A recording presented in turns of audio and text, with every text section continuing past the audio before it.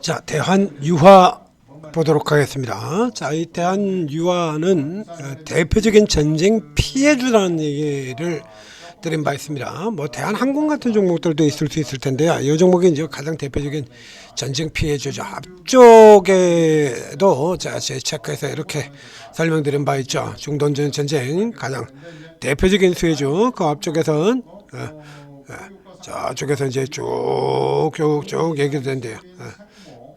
극단적인 낙폭과대 반대로 자, 당분간 유가와 반대로 매매하라 이런 얘기를 드렸었고요. 자, 지금 현재 같은 경우 본다 그러면 지금 대한유화가 지금 반등이 나오고 있습니다. 근데 유가는 내리고 있냐라고 하면 이게 얘기가 조금 달라서 지금 유가가 내리질 않아요. 올라요. 이제 115까지 올라가고 있습니다. 유가. 자, 그런데 전쟁이 끝난 것도 아니고 그리고 또 뭐 유가가 내리는 것도 아니고.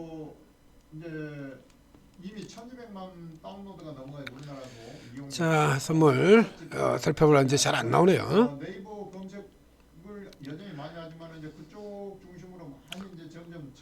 자, 115, 113, 이제 111까지로 조금 내려왔네요. 115까지 들어갔던 게 지금 조금 내려와 있습니다. 그래서 이제 당분간 유가 반대로 들어간다. 이제 오늘 같은 경우에 지금 이건 뭐라 보고 보셔야 되냐라고 하면, 자, 전쟁의 이후 쪽으로 가장 대표적인 종목으로 제가 골라드렸던 종목이 이 종목이죠. 삼성 E&A.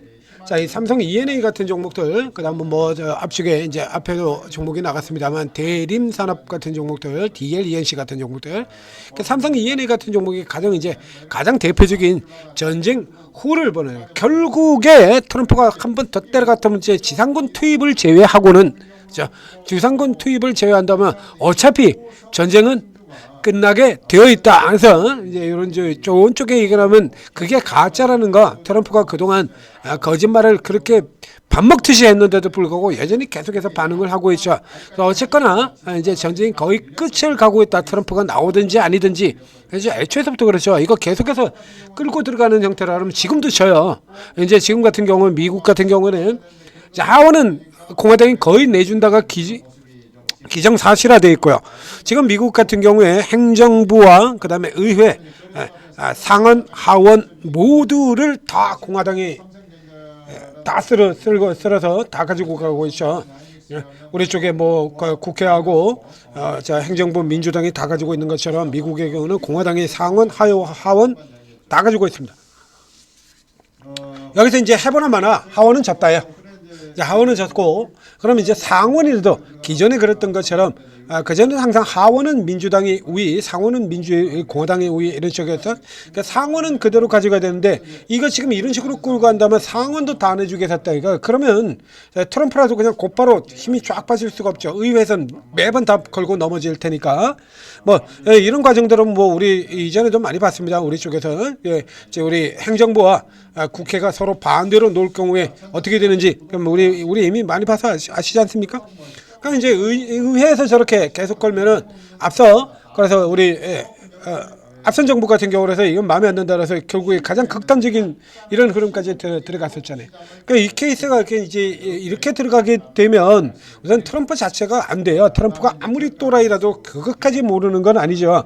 결국에 현재 상황은 이 젊은 소장파 극우 삼총사 여기서 지금 계속해서 끌고 들어가고 있는 건데요. 벤스, 루비오 그리고 국방장관 헤그세스. 이전에는 트럼프가 직접 밝히기도 했죠. 국방장관이 부추겼다, 전쟁하자고 부추겼다라고 트럼프가 직접 밝힌 바도 있지 않습니까? 자, 이래서 이제 요 전쟁 이후를 계속해서 생각해 들어가야 되는 이런 시점이 나오는 겁니다. 그래서 전쟁 이후 쪽에 수혜를 받는 쪽이 되는 거고요. 그러니까 이제 전쟁 이후를 들어갈 때 같은 경우에는 가장 대표적으로 이제 이런 종목들, 재건 기대가 강한 이런 종목들을 들어가는 거고요. 그리고 이 대한유화 같은 경우는 지금 전쟁 이후의 기대를 가지고 하는 건 아닙니다. 같은 경우는 전형적인 낙폭 과대를 들어가는 거예요. 이 대한유화를 예전에 설명드렸던 거 다시 한번 보도록 하겠습니다. 대한유화가 어떤 기업이냐라고 여러분 설명드렸죠. 다시 들어가서 대한유화나 롯데케미칼 같은 종목들을 제가 비교해드린 게 있는데요. 이렇게 앞에서 들어가서 보시면 같이 이렇게 묶어놨죠. 구조조정 이슈. 롯케는 단타로 들어가라. 그 밑에서 그렇죠? 딱 정해져 있다라고 얘기 들었지 않습니까? 네. 묻지도 따지지도 말고 확실한 턴어라운드. 예. 이게 언제나 선두를 갈 수밖에 없는 이런 이유 쭉 설명을 다 드려왔었죠. 자, 이게 롯데케미칼이나 이런 종목들 같은 경우 여전히 지금도 계속해서 구조조정은 붙어 있고 구조조정 아직 시작도 안 했습니다. 이제 다만 이제 나프타 가격이 이제 급등을 하게 되면서 얘네들 같은 경우라서 막 이슈로 불타고 있지만 얘네 지금 공장 문 닫았어요. 그러니까 나프타 가격의 급등으로 인해 가지고 이 회사들이 곧바로 다 돈을 무지막지하게 버는 그런 거 아닙니다. 거기에 해당이 되는 거 아니고요. 자, 구조조정이 얘네는 아직 시작도 안 된 반면에 대환유화의 경우는 이미 벌써 다 끝났어요. 자체적으로 구조조정이 다 끝났습니다. 다 끝나서 여기는 이미 작년에 벌써 흑자전환 돌아 들어왔죠. 롯데케미칼 같은 경우에는 이 꼬라지고요. 그래서 구조조정이 진행되고 난 다음에는 내년 정도에는 흑자로 돌아갈 수 있을 겁니다 라고 얘기되는데 구조조정 아직 시작도 안 해놨어요. 이렇게 되면 이전망도 지금 알 수 없다가 돼버리죠. 이건 앞서 나온 것처럼 벌써 작년 말에 작년도에 진행됐어야 될 구조조정 그걸 전제로 해서 이 전망이 나온 겁니다. 그러니까 저 앞에서 우리 롯데케미칼 분석해 드리는 걸 보면 저 앞쪽에서부터 이미 2027년 구조조정 얘기 나올 때 2027년에는 흑자로 돌아선다 딱 이 수치였었거든요. 근데 지금 아직 구조조정 들어가지 아직도 안 나가요. 아직도 진행이 안 돼. 그러니까 전쟁통에 또 뒤로 미뤄져 버렸죠. 그러면 이거 이 석화 구조조정은 이제 하반기나 돼야 구조조정이 이제 시작이 되는 겁니다. 그렇게 되면 이건 이제 내년도에 이것도 알 수가 없다가 돼버리는 거예요. 그렇기 때문에 일단 다시 전쟁이 끝나고 난 다음에 전쟁이 끝나고 난 후 돌아가는 국면에서는 당연히 얘가 먼저 올라갈 수밖에 없다는 얘기입니다. 그러니까 대한유가 그래서 이렇게 앞서 올라 들어갔던 이게 지금 아래로 지금 뚝 떨어져 가지고 지금 다운돼 버린 거거든요. 항상 언제나 대한유가 위다 얘기 들었었죠. 언제나 항상 대한유가가 위쪽에 있습니다. 사이클 종료하고 관계없이. 그래서 앞서서 이미 실적이 당연히 흑자로 먼저 들어왔는데 당연히 먼저 올라 들어가야죠. 근데 지금 같은 경우 아래로 지금 키가 맞춰버렸거든. 이렇게 맞춰져 버린 거거든요. 그래서 이 종목이 가장 대표적인 이 대한유가 가장 대표적인 전쟁 피해 중에 하나 이렇게 체크가 되는 거고요. 그래서 이 아래쪽 같은 경우는 이미 이제 여기 현재 이 하단에 놓여진 이 주가 밑에 지금 표시가 잔뜩 되어 있죠. 그러니까 이렇게 해서 만약에 더 떨어지면 더 떨어오는 쪽에서도 받아라서 이 가격 아래쪽으로 이렇게 표시가 되어 있지 않습니까? 들어오면 돌아나가고 이렇게 되어 있는 겁니다. 그러니까 현재 같은 국면이라 그러면 이걸 굳이 위로 따라 들어갈 필요는 없어요. 끝나야지 전쟁이. 전쟁도 안 끝났는데 뭐 구조조정 당연히 못 들어가고요. 더 추가 못 들어갑니다. 이 상황에서. 이런 때 사실은 이게 석화 구조조정 같은 경우 이럴 때 해버렸어야 돼요. 어차피 공장 쉬고 있을 때. 그래서 원래 항상 매년 봄 시즌 이 5월달은 이 NCC들이 정기적으로 공장 정비하는 구간입니다. 한 달 정도 공장 문 닫고 제가 정비하고 그리고 돌아 들어가죠. 매년 요 봄에 그게 진행이 되는 건데요. 지금 뭐 공장을 돌리려고 해도 어차피 나프타가 없어서 못 돌려. 그러니까 못 돌리니까 이참에 그냥 정비 빨리 하자 그러고서 이미 선으로 먼저 정비 다 들어가 있는 상태거든요. 그것만 정비할 게 아니라 사실은 지금 이참에 그냥 구조조정 빨리 했어야 돼. 이거 질질 끌고 자빠졌죠. 그러면 난 다음에 전쟁 끝나고 난다라고 하면 여전히 전쟁이 지금도 마찬가지입니다. 굳이 사시는 분들 같은 경우는 반대쪽에서도 계속 커버를 돌리고 들어오고 있으니까 이건 아래 가격 선명하잖아요. 아래서 사시는 분 같은 경우 여기서 단기로 하루 이틀 이렇게 반짝하는 거 요거 떼먹는 형태로 이렇게 구조 들어가거나 아니면 끝나고 난 다음에 그냥 눈 감고 그냥 질러버리셔도 관계가 없다는 얘기입니다. 그래서 이제 전쟁 이후에 보는 쪽이 아니라 이건 철저히 전쟁 이후 낙폭과대가 돼요. 낙폭과대 이 종목 그리고 같은 대한차를 달고 있는 대한항공 대한광통신은 아니고 대한항공이죠. 여기 요 종목과 함께 전쟁이 끝나면 도는 거 그리고 전쟁 이전에 선제적으로 먼저 들어가는 것 같은 경우는 이렇게 재건으로 가장 확실한 모멘텀을 달고 있는 삼성 E&A 같은 종목들 이런 종목 집중하시면서 저쪽에는 밑에서 짧게 잘라 먹으면서 기다리는 이런 형태로 활용하시면 되겠습니다. 자, 대한유화였습니다.